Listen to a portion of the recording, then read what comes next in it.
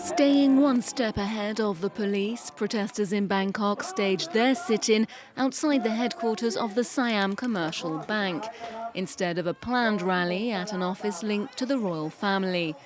Brandishing rubber ducks, the emblem of the anti-government movement, they were calling on the king to give up his multi-billion-dollar personal fortune and redistribute it to the people.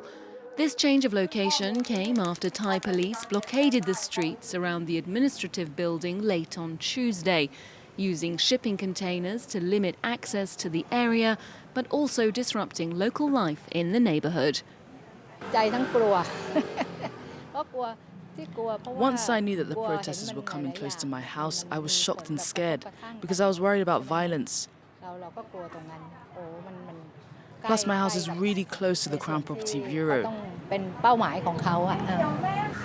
Protesters say they switched spots to avoid clashes with monarchists since the royalist camp had planned to gather in the same place.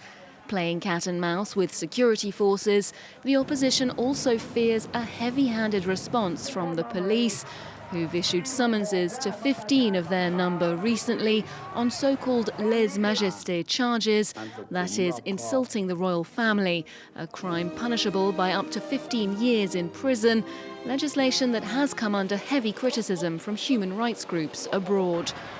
Anger has been simmering on the streets of Thailand since July, as pro-democracy activists rail against the authorities, calling for a new constitution, the removal of the Prime Minister, and curbs on the King's powers.